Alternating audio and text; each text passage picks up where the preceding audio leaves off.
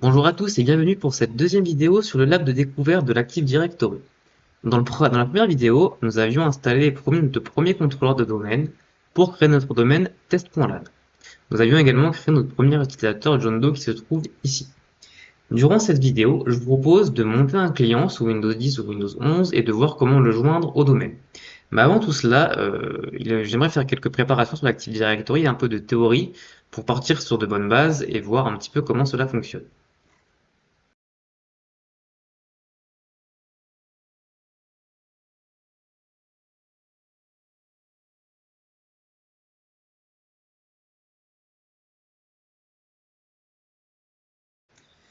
Comme je l'avais expliqué lors de la première vidéo, un Active Directory est une représentation hiérarchique d'une structure, par exemple d'une entreprise, afin d'avoir effectivement une représentation logique de celle-ci et de son organisation.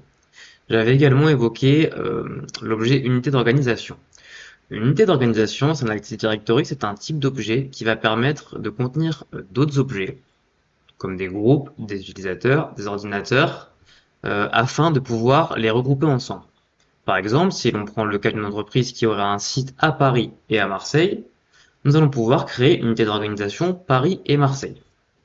Cela va permettre par la suite effectivement de pouvoir placer des configurations spécifiques selon les sites de Paris et Marseille par GPO ou autre.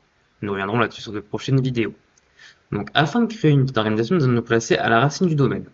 Alors il faut savoir que ces objets qui sont ici, donc, que ce soit des unités d'organisation ou des conteneurs, sont des objets built-in de l'Active Directory, donc pour l'instant on ne va pas trop y toucher, on reviendra dessus un peu plus tard.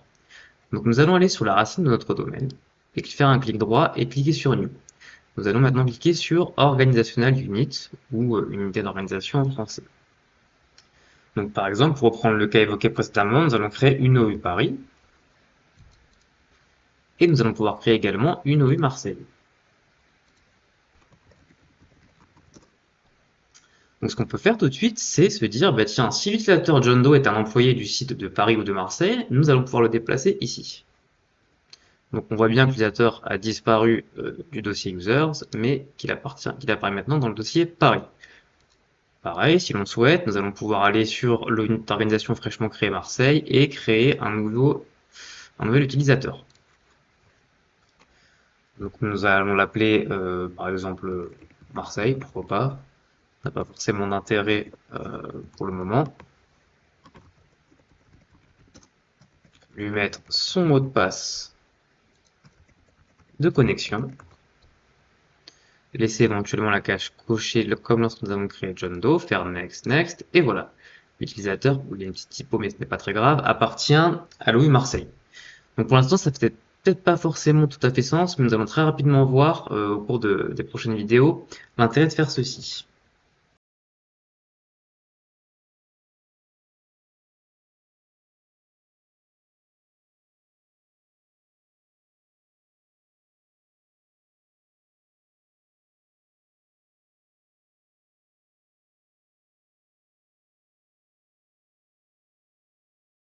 Avant de procéder à l'installation du client, un deuxième point que j'aimerais aborder un peu plus en détail est la partie DNS.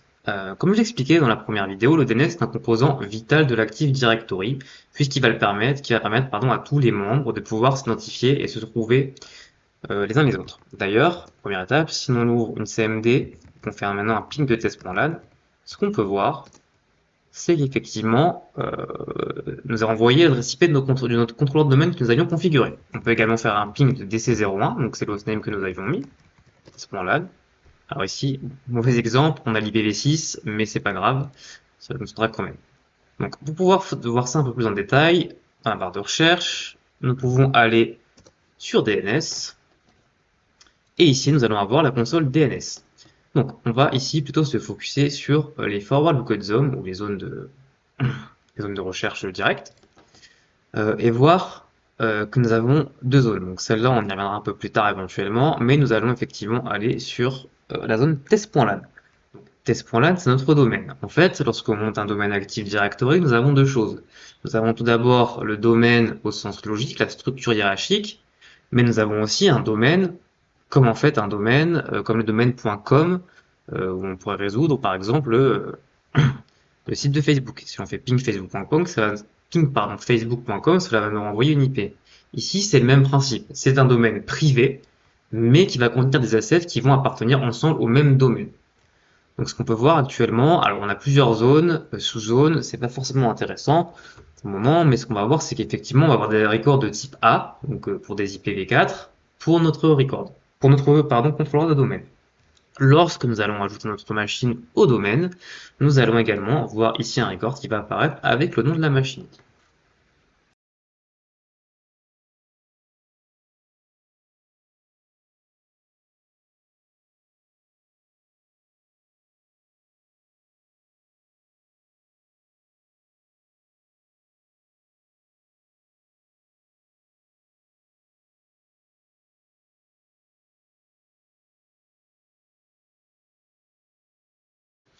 Nous allons pouvoir passer à l'installation du client sous Windows 10. Donc j'ai créé une deuxième machine virtuelle, comme pour la première.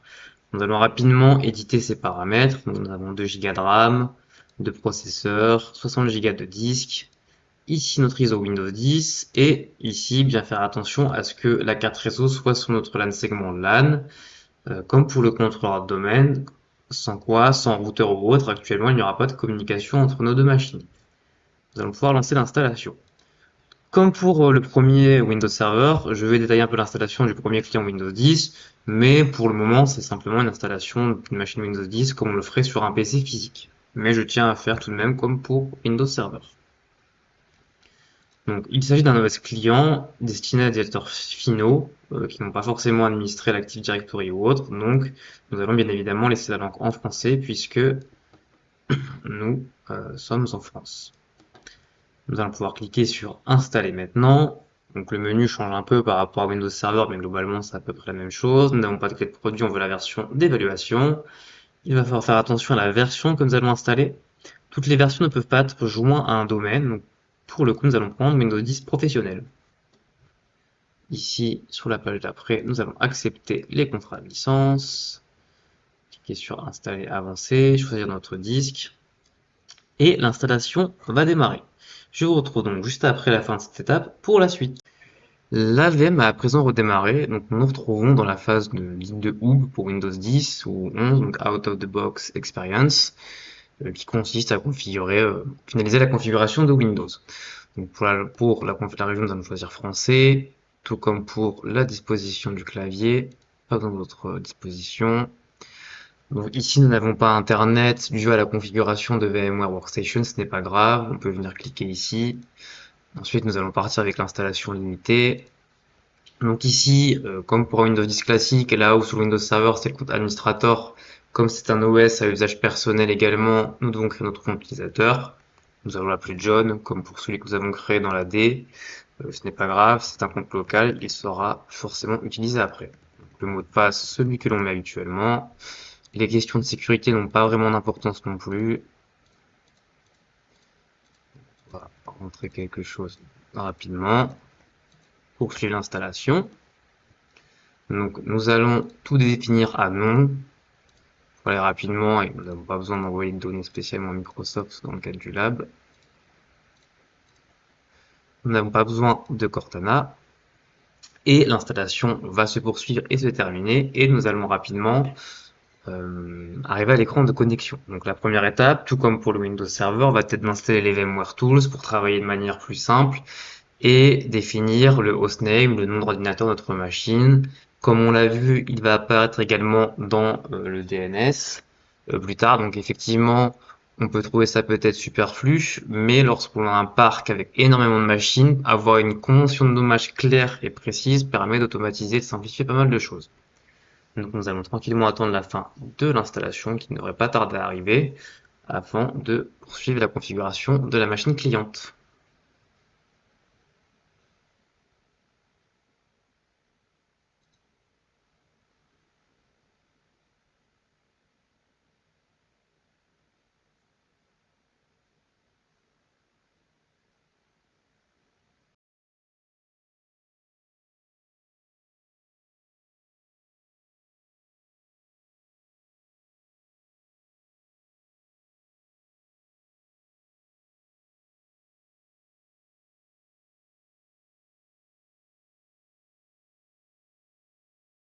Nous voici à présent sur le bureau de la machine virtuelle. Donc, on verra après pour Edge. Nous allons, comme nous l'avons dit, installer les VMware Tools en premier lieu. Également changer le nom de la machine, ce qui nous permettra d'avoir un seul redémarrage au lieu de deux. Propriété, ici donc on n'a pas le gestionnaire de serveur bien évidemment puisque c'est un OS client, mais donc on peut faire clic droit sur ce PC propriété, aller dans renommer ce PC avancé. C'est d'ailleurs par là également que nous pourrons le joindre au domaine, et nous allons l'appeler client 01. On peut lancer l'installation des tools au passage. Donc la machine est renommée, il faut redémarrer la machine pour que cela soit pris en compte, mais on va laisser tranquillement l'installation des VMware Tools se terminer. Donc ça prendra quelques instants. Voilà, c'est quasiment terminé déjà. Nous allons redémarrer la machine. Ensuite, ce que nous allons faire, c'est configurer une IP statique. Alors, dans un réseau d'entreprise, en général, les postes clients, donc ce ne sont pas des serveurs, ils n'ont pas forcément vocation à avoir des IP statiques et ils vont récupérer des IP via DHCP, ce qui est d'autant plus vrai étant donné que ces postes utilisateurs peuvent être nomades. Donc, s'ils ont une IP fixe, cela pourra poser aussi en fonction de où ils se trouvent. Ici, nous n'avons pas encore de serveur d'HCP. Cela fera peut-être l'objet d'une prochaine vidéo. Donc, installer un serveur d'HCP soit sous Windows Server, soit à travers un pare-feu tel que OpenSense, DinFi ou autre. Nous verrons bien. Mais ici, donc, pour pouvoir assurer la communication entre notre client et le contrôleur de domaine, nous allons configurer une IP statique. Pour ce faire, nous allons aller sur ncpa.cpl.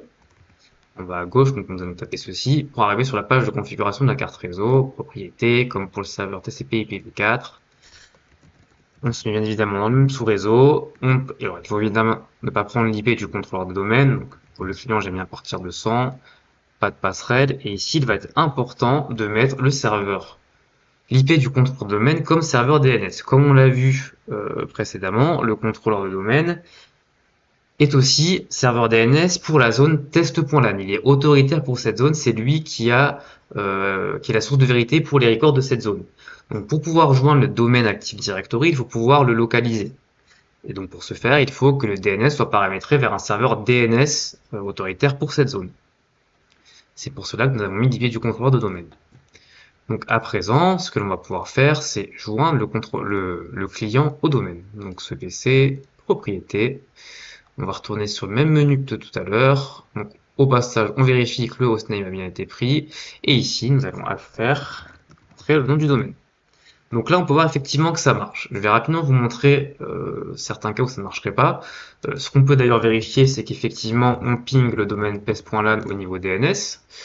Mais c'est ce que je disais tout à l'heure. Effectivement, par exemple, si au niveau des paramètres de la machine virtuelle, je ne mets pas dans le même LAN segment, donc j'en choisis un autre, peu importe lequel, là ce qui va se passer, c'est qu'effectivement je ne vais plus pinguer, malgré que je sois dans le même subnet, test.lan en fait. Alors je vais pouvoir le résoudre parce qu'il y a un cache DNS sur ma machine, mais par contre je ne vais pas pouvoir le pinguer, je ne suis plus sur le même segment physique. Donc ce qui empêche également de joindre le domaine. Donc, normalement ici l'écran devrait nous retourner une erreur.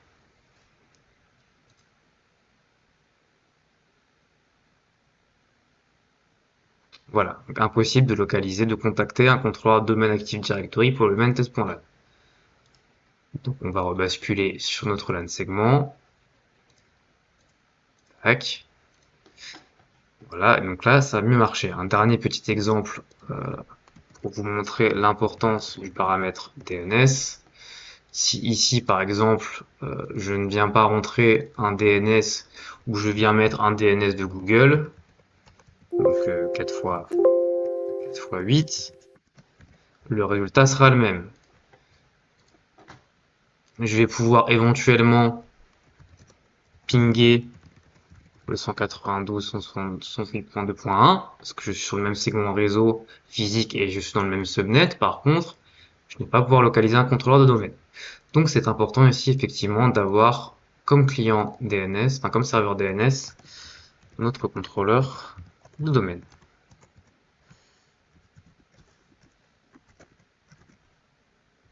Tac, on peut valider.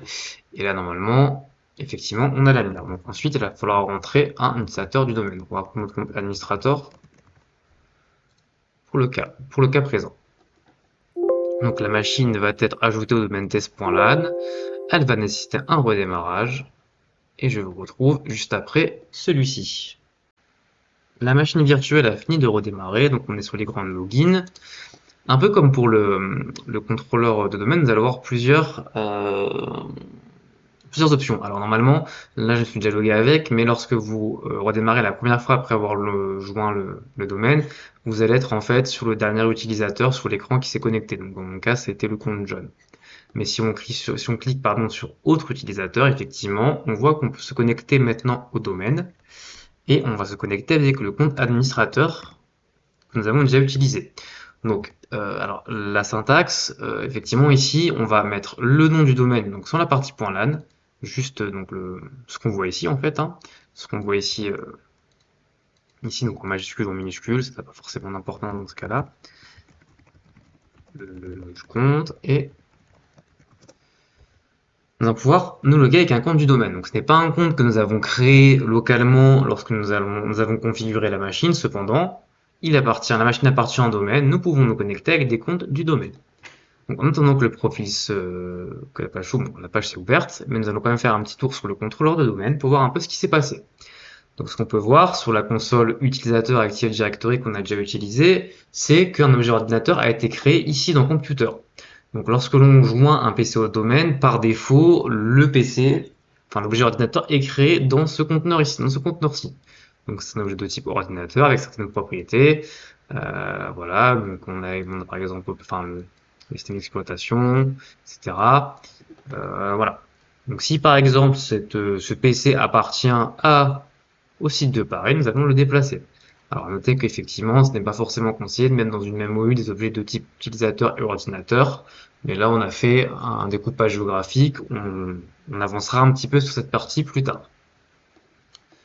Donc voilà pour cette partie, et si on retourne dans la console DNS, on voit effectivement qu'un record DNS a été créé pour le client 1 et qu'il correspond bien à notre adresse IP.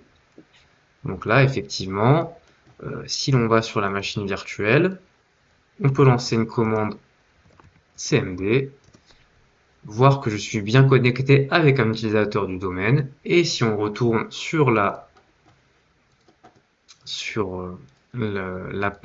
page qui permet de joindre la machine au domaine, là on voit effectivement que mon DNS est client01.test.lan, et ici que j'appartiens bien au domaine test.lan.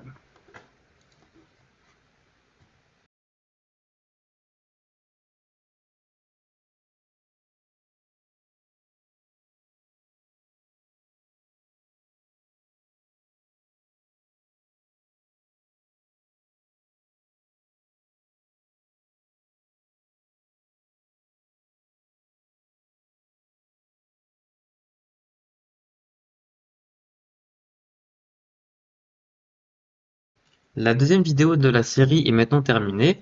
Donc, pour faire un petit récap, ce que nous avons vu, donc c'est un petit peu le fonctionnement de l'Active Directory avec les unités d'organisation. Nous en avons créé deux pour Paris et pour Marseille. Nous avons fait un petit tour de la console DNS pour expliquer effectivement l'importance de ce protocole pour l'Active Directory. Et nous avons monté un client, nous l'avons joint au domaine, en faisant bien attention effectivement à la configuration de la carte réseau pour pouvoir joindre de manière, on va dire, réussie le domaine. Et nous avons vu ce qui s'est passé sur le contrôleur de domaine, à savoir la création de l'objet ordinateur et la création de l'enregistrement DNS. Donc dans une prochaine vidéo, nous allons poursuivre tout ceci et commencer à aborder les objets de stratégie groupe qui vont permettre de faire des configurations au niveau des ordinateurs membres du domaine. Donc je vous remercie encore pour cette vidéo et je vous souhaite une excellente journée ou une excellente soirée.